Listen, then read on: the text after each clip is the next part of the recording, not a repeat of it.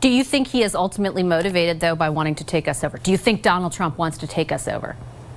Vashti, I'm not a psychiatrist. I wasn't very good in math and sciences. I went to law school. I'm not a doctor. I don't pretend to imagine what motivates people. My job as the finance minister is to do what I can to defend Canada's economy, to help our economy be competitive, to grow, to be prosperous. And to be honest, our government's job has to be to deal with the decisions of the U.S. government, to work to defend Canada's economic interests. I don't speculate on what motivates either the president or people in his administration. I try and work as best as I can with the people that have been elected or appointed under the American Constitution to do these jobs. I don't necessarily, though, ask it, Minister, with respect as a question of motivation. The Prime Minister was unequivocal that he is trying to annex us. You are involved in those conversations. I think the degree to which or the method or mode by which we respond is going to be informed by how far we think the President wants to take this. Based on your involvement, which has been very much at the forefront of all of this, do you think Donald Trump wants to take Canada over? But again, Vashti, he's said that publicly in terms of annexation. It's insulting. At a minimum, it's insulting. I think it's properly generated a reaction on the part of Canadians for which I'm very proud. That's never going to happen. So the president can talk about that. He can speculate on that. That's not going to happen. And Canadians aren't interested in any substantive conversations in that regard. They want us to build an independent, proud, sovereign country that has the most productive, competitive, prosperous economy that we can have. So that's what I'm focused on. You mentioned in those words that you're very focused as the Minister of Finance on the economy, on making it competitive and productive. And I wanted to put to you something that Mark Carney said, who's of course in the running to be the leader of the Liberals, the next Prime Minister. The announcement will come tonight. He said during one of the debates that took place during this leadership contest that the economy was weak, the Canadian economy was weak before Donald Trump came. Do you agree with that assessment?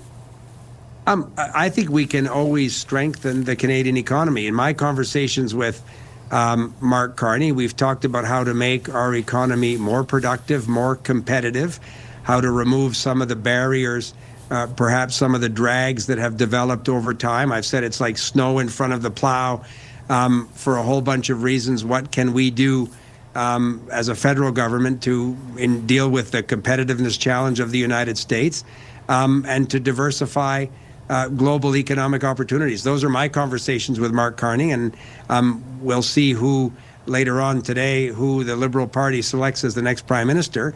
But some of the structural economic challenges that our country faces remain, and the next government of Canada will very much be seized with those challenges and working our way through it, I think, in a successful way. I mean, your party will also be making that pitch to Canadians against the backdrop, right, of this threat that we face now from Donald Trump. Why should they trust you to move the snow out of the way when you've been putting it in front of that plow for the last 10 years? Because I think the existential threat to Canada's economic prosperity is the uncertainty created by the Trump administration. It's the tariffs that they apply and then suspend and then talk publicly about other potential tariff measures. This uncertainty is very corrosive to the Canadian economy. I think that Canada will want a leader and a government that is able to stand up and protect the Canadian economy while working with the American administration that's in office to remove these tariffs as quickly as possible and to continue to build a strong North American economic circumstance. That's been the success of our countries for decades. And as you know, the first free trade agreement was President Reagan and Brian Mulroney. And it has been to the economic benefit of both countries. This is an aberration. This sort of circumstance coming out of the United States is an aberration over the last 40 years. Canadians will look to political leaders that are able to defend the economy, but also chart a path forward for sustained economic growth. And when and if the election comes in the coming weeks or later in 2025, we know there'll be an election in 2025, Vashi, so Canadians will have that choice. And certainly, I think every Canadian would agree with the idea that it's an aberration, right? And to be clear, in the questions I'm posing to you, I'm not blaming your government for the way Donald Trump is acting. But I am asking, like the way that you're speaking about, snow in front of the plow or a lack of competitiveness, productivity has been languishing for years in this country under your watch. GDP per capita has been on the decrease under your watch. You are asking Canadians to trust you to build big resource projects that you have thus far failed to do. Why should they believe that why should they essentially trust you to do something that you have been unable to thus far, or unwilling? Yeah, so I don't share your absolutist conclusions. We're the first government to build a major piece of pipeline infrastructure from Edmonton to the coast of British Columbia. The Trans Mountain Pipeline, from my meetings with oil executives in Calgary, is one example of a transformational thing that our government did. We have made over the last 10 years decisions that we think are in the interest of building a sustainable, prosperous economy.